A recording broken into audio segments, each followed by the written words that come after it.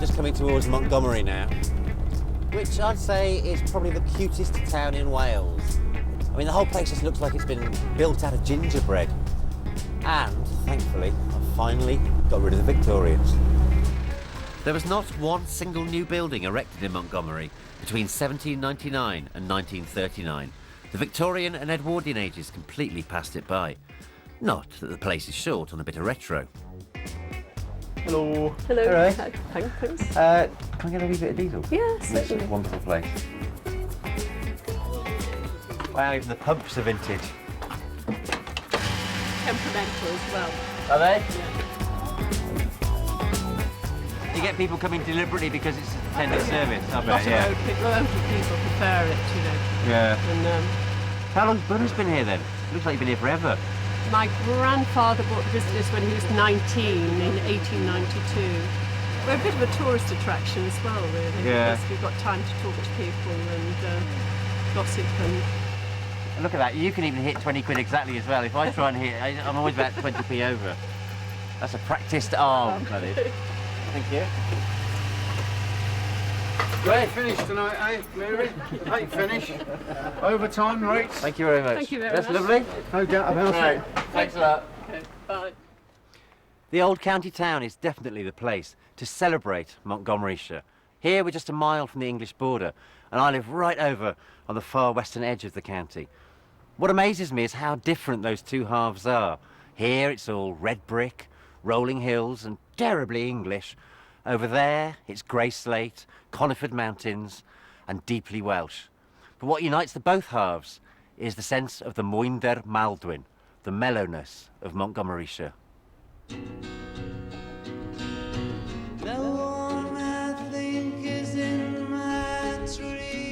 Although architecturally speaking, the Georgians seem to have got it pretty well spot on, there were dark sides to that age too, of course. Near Fordham is the chilling silhouette of the old workhouse, built in the 1790s and named the House of Industry. Records tell us that the place regularly used stocks, a scold's bridle, a whipping frame and the lash. The favourite punishment for misdemeanours as trivial as scrumping apples or going for a walk without permission was to be tied into a whipping frame and flogged mercilessly through dinner in the Great Hall, just so that all your fellow inmates would witness the humiliation. These were not criminals, don't forget. Their only crime was poverty. And the place today? Well, it's a centre for meditation. Living is easy with eyes closed, misunderstanding all you see. Across the valley, you can see the red sandstone bulk of Powys Castle, which has dominated the Welsh Pool area for nearly 8 centuries. Staring it in the eye from this side of the river is another great estate, much less known than Powys, but one with some astonishing relics. And yes, it's back to the Victorians, but this time to celebrate their amazing ingenuity. So John, I mean, the Leighton estate, the scale of it is just enormous, but even here in the farm of the estate, the scale of this is enormous too. Yes, it's probably one of the largest range of farm buildings in Wales, most certainly. There's very little compare in England as well. So I mean, this all happened, this amazing explosion of activity all happened within a really short space of time. I mean, Naylor just threw resources at the place, didn't he? Yes, he'd inherited the estate when he got married in 1846. And in a period of about 10, 15 years, he lashed out money on it. He had £100,000 as a gift. That's in Victorian times, worth a few million now. And he spent £200,000, much to the consternation of his wife. And that's producing the farm buildings, the hall, the stables, the water system, and many, many cottages on the estate. There's about 8 or 9 lodges on the estate. I live in one of them. So one of the big features here, of course, was the collecting all the manure and zapping it up the hill, wasn't it? Yes, they split the stormwater from the foul water and fed the sewage by gravity to a pumping station, and that worked apparently until a very bad winter when they froze up. Right. And then it is said that an Irishman took the scrap and made so much money he called his home Leighton, but whether that's true or not, I don't know. Well, there's brass. Leaving the farm buildings behind, John took me round some of the estate's celebrated forests. This was, after all, the birthplace of the dreaded Leylandii. If you go down to the woods today, you're sure of a big surprise. So if we were standing here kind of 100 50 years ago, I guess, we'd have been being run over by funicular railway trains. Yes, there'd be a bridge over here at the time, a small Right. bridge, and there'd be a particular railway with a railway line or two sets of tracks running from the building at the top down to the building at the bottom, which was the main station and where the main winding gear was. They would have been just so kind of jaw-slackingly, Yeah. impressed by the Wow. whole thing, and that was the impression, wasn't it? Yeah, absolutely. Leighton's impressionable visitors were escorted around the estate by funicular railway, horse and carriage, boats and punts. And while my transport may be rather more modest, the sheer scale of the estate demands it. Well, I guess of all the nouveau riche touches on the estate, this has got to be the most startling. It's a Victorian poultry house in the Victorian era.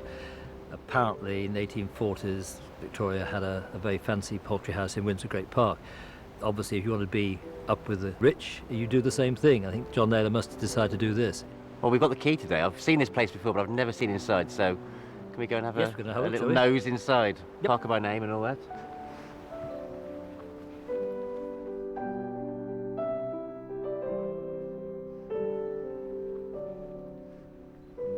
Well, it's everything I hoped it would be. It really is. It's fantastic. Well, I think what he achieved in 1860, he produced something which is admired by everyone 140 years later. Yeah. Still making jaws drop. Yeah. A century and a half on. Yeah, yeah. Another Victorian fancy, built like a French chateau, is Welshpool's lovely old train station. When a bypass was built in the 80s, they shunted the railway line out a little, rebuilt the station with a couple of Perspex bus shelters, and freed up the old one for a really cheesy little shopping complex. Far better to press on into Welshpool's handsome town centre. The more recent county town of Montgomeryshire is known in Welsh as a trashlwng, the marshy or sinking land, hence pool in English, and Welshpool to distinguish it from the pool in Dorset. No time to stop today though. I've got a hot date in Berriew, just out of town. Well, after all that rampant Victorianism, I definitely need a little bit of 21st century glitz.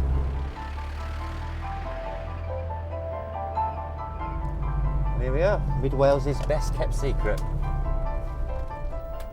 Welcome to the wondrous world of Andrew Logan. I was the first living artist in the UK to have his own museum. It's just somewhere that people often would say, oh, you've got an exhibition on, oh, sorry, I missed it. Whereas you were able to say, fine, it's there, go and look, please, it's always there for you to see.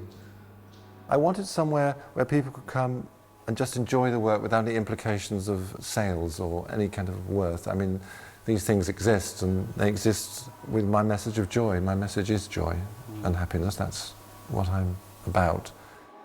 Started in 1991, the museum is currently open on summer weekends. But Andrew has also devised a touring exhibition to take to the road, quite literally. I have something called the Andrew Logan Museum of Travelling Sculpture, which is a little caravan which we just parked at the back. And so we take that out into the community.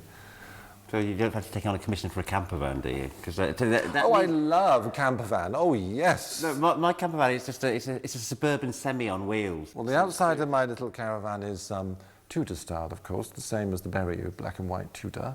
A mock Tudor caravan. Yes, and then in the interior is bright red surrealism. I did offer it to the Tate Modern, because I thought it'd be very nice, on the front, in between that and the river.